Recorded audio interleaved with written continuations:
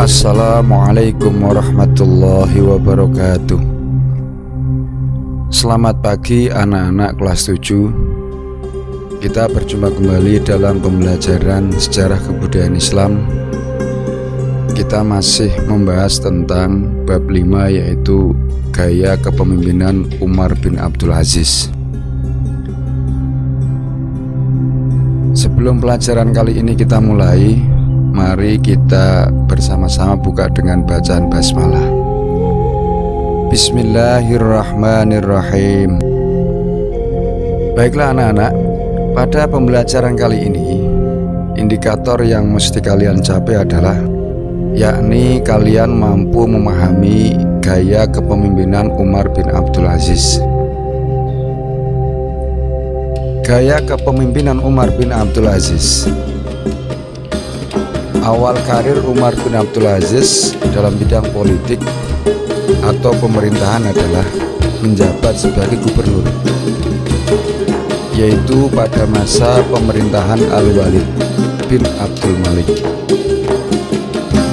Ia diangkat menjadi gubernur Hijaz yang berkedudukan di Madinah pada usia 24 tahun. Ketika Masjid Nabawi dibongkar atas perintah Al-Walid bin Abdul Malik untuk diganti dengan bangunan baru yang lebih indah, Umar bin Abdul Aziz dipercaya sebagai pengawas pelaksanaan pembangunan itu. Umar bin Abdul Aziz dikenal sebagai gubernur yang adil, bijaksana, mengutamakan dan memperhatikan kepentingan rakyat, serta mau mendiskusikan berbagai masalah penting yang berkaitan dengan agama, urusan rakyat, dan pemerintahan. Umar bin Abdul Aziz diangkat menjadi khalifah berdasarkan wasiat khalifah dinasti Umayyah sebelumnya, yaitu Sulaiman bin Abdul Malik. Begitu mendengar dirinya diangkat menjadi khalifah, maka ia mengucapkan kalimat istirja, inna lillahi wa inna ilaihi rajiun, sebagai bentuk ungkapan bahwa jabatan itu merupakan musibah baginya. Setelah menjadi khalifah, beliau meninggalkan cara hidup bermewahan dan melakukan cara hidup yang sederhana. Umar bin Abdul Aziz mengembalikan semua harta yang ada pada dirinya ke Baitul Mal. Beliau mengharamkan atas dirinya untuk mengambil apapun dari Baitul Mal. Usaha-usaha Khalifah Umar bin Abdul Aziz yang merupakan prestasinya dalam pemerintah, di antaranya adalah menghidupkan kembali ajaran Al-Quran dan Sunnah Nabi. Kedua, menerapkan hukum syariat Islam secara serius dan sistematis.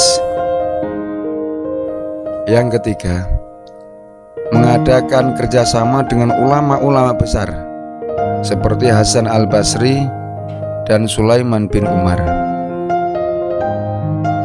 Yang keempat, memerintahkan kepada Imam Muhammad bin Muslim bin Syihab Az-Zuhri, yaitu untuk mengumpulkan hadis-hadis untuk ditulis.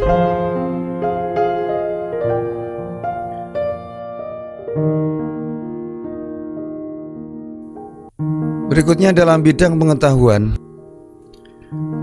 Dalam bidang pengetahuan, usaha yang dilakukan adalah memindahkan sekolah kedokteran yang ada di Iskandaria, Mesir, ke Antakya, Turki, dan Haron atau Turki. Dalam bidang ini, usaha yang dilakukan adalah menerapkan prinsip politik yang menjunjung tinggi kebenaran dan keadilan yang lebih utama dari segalanya. Melihat secara langsung cara kerja para gubernur dengan cara mengirim utusan ke berbagai negeri. Tidak sungkan-sungkan untuk memecat gubernur yang tidak taat menjalankan agama dan bertindak zalim terhadap rakyat. Adapun usaha yang dilakukan dalam bidang ekonomi antara lain mengurangi beban pajak yang dipungut dari kaum Nasrani, menghentikan jizyah atau pajak dari umat Islam, membuat aturan mengenai timbangan dan takaran, menghapus sistem kerja paksa, menyediakan tempat penginapan bagi musafir, menyantuni fakir miskin, memperbaiki tanah pertanian, irigasi, penggalian sumur-sumur, dan pembangunan jalan. Demikian beberapa model atau gaya kepemimpinan Umar bin Abdul Aziz. Bapak berharap kalian mampu memahami bagaimana gaya kepemimpinan Umar bin Abdul Aziz, di mana beliau sangat memperhatikan perkembangan ilmu pengetahuan dan pendidikan serta perkembangan ekonomi. Tentu semua itu didasarkan pada ketulusan dan rasa takut kepada Allah atas jabatan yang diterimanya. Sehingga Umar bin Abdul Aziz ini adalah salah satu sosok yang terkenal dalam sepanjang sejarah dinasti Bani Umayyah. Sebelum pelajaran kita akhiri, mari kita tutup bersama-sama dengan bacaan hamdalah. Alhamdulillahirabbil alamin. Demikian yang dapat Bapak sampaikan. Kurang lebihnya mohon maaf.